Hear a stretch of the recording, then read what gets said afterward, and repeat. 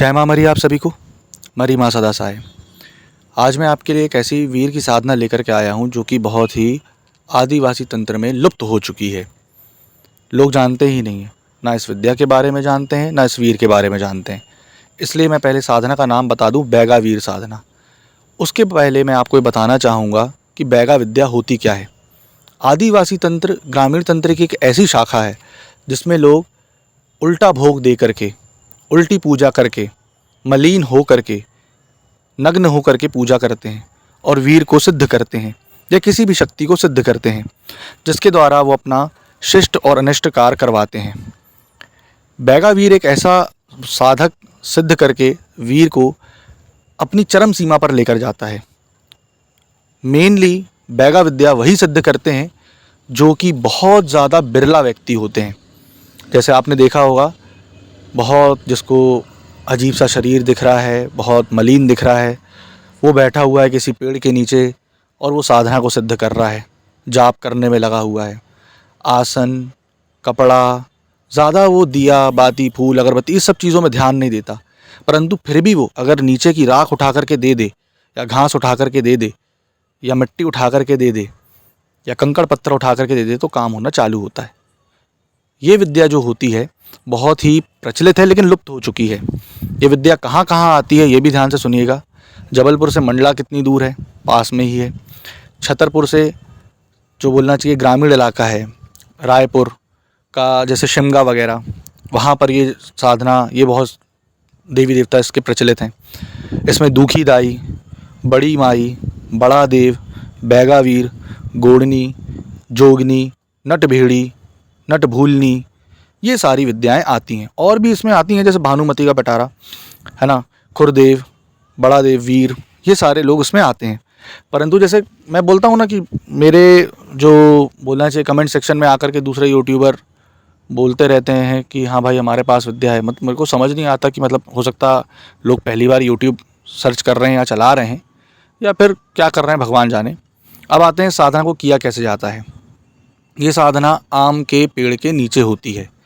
गर्मी के समय में आम का पेड़, या फिर अगर आप बरसात के समय कर रहे हैं तो आम के वृक्ष की छाल, उसके पत्ते और उसकी जड़ों को ला करके ये साधना की जाती है। इसमें शावर और भरभरा मंत्र चलते हैं। ये अति उग्र साधना है। शमशान के पास आपको देखना होता है आम का पेड़। अगर जैसे शमशान के पास नहीं रहता है तो आप आम के पेड़ की जड़, फूल, पत्ते ये सब ला करके शमशान में निमंत्रण दे करके साधना को आमंत्रित करके करते हैं। जब आप इस साधना को करते हैं तो आप ये देखेंगे गंदी स्मेल आना चालू हो जाती है, टिटहरी बोलना चालू हो जाती है। आप इसका आवाहन करेंगे तो एक बाल तोड़कर भी अगर एक आवाहन करेंगे आप सामने वाले का या खुद का, तो ये उतने में एक्टिव होने लगते हैं। सर में भारीपन, आंखों में भारीपन 2 से 3 दिन में ही देने लगते हैं। जब आप इस साधना को करते हैं तो आप अपने आजू बाजू अदृश्य शक्तियों को पाते हैं, अदृश्य शक्तियों की अनुभूति को पाते हैं। जब आप इस साधना को आगे चरम पे ले जाते हैं तब आपको इनके प्रत्यक्षीकरण रूप से दर्शन होते हैं। वचन जो भी होते हैं वो मलिन होकर के होते हैं। इनमें मलिन होकर के होना ये नहीं होता कि खूब गोबर लगा लो या गंदे हो जाओ। मतलब मलिन होकर के होना कि इस पे आपको कोई बंधन नहीं रहता है कि नहाना है या नहीं नहाना है। अगर आप शौच भी करके आए हैं तो भी आप शौच में करके बैठ सकते हैं। ये साधना जो होती है मलिन होकर के होना, इसमें कोई भी क्राइटेरिया नहीं रहता, ना ही ब्रह्मचार्य का पालन, ना खान पियन, ना कुछ। क्योंकि ग्रामीण आदिवासी तंत्र एक ऐसी शाखा है जिसमें सारे चीज़ों को मद्देनज़र रखते हुए बनाया गया था। कई जगह ऐसी है ग्राम की जहाँ पर पानी नहीं होता, मलिन रहते हैं लोग, कई कई दिनों तक नहाते नहीं हैं। तो क्या लोग चीज़ें सिद्ध नहीं करते? बिल्कुल करते हैं। ये सारी चीज़ सिद्ध करने के बाद आप बैगा वीर के जरिए एक शक्ति और ले सकते हैं जिसको कहते हैं खूनी गुण। खूनी गुण क्या होता है ये भी बता दे रहा हूँ। अगर आप इसके नाम से किसी के घर पे खीला ठोक दें तो उसका घर तहस महस बर्बाद हो जाता है। ये मैंने प्रत्यक्ष खुद देखा है। मेरी बुआ के घर पे खूनी गुण के नाम से, हम लोग तो जब छोटे रहे, खीला ठोका गया था, पूरा भरा नीम का पेड़ सूख गया, उनके घर पे मौत होने लगी, घर खंडहर बन गया।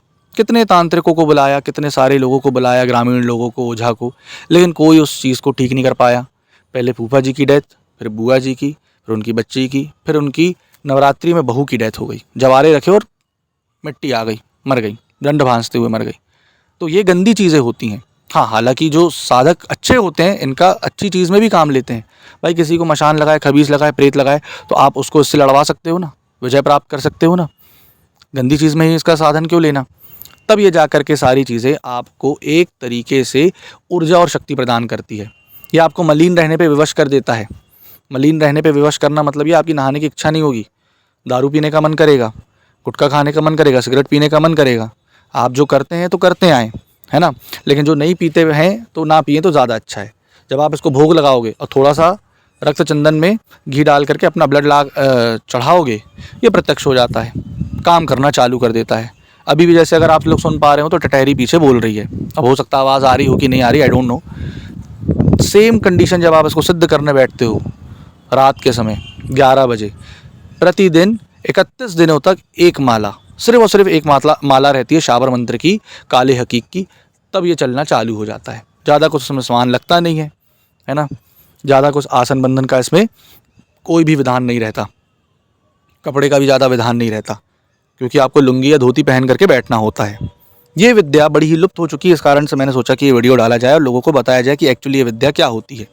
अगर आपको ये विद्या सीखनी है, इसके बारे में और जानकारी लेनी है, या विद्या या भी बैगा वीर को सिद्ध करना है, तो नीचे दिए गए हुए नंबर पर आप संपर्क कर सकते हैं। आपको पूरी इसकी इन्फॉर्मेशन दी जाएगी, पूरी विधि विधान बताया जाएगा, इसकी दक्षिणा राशि बता दी जाएगी, जो कि माता मरी के मंदिर निर्माण हेतु होगी।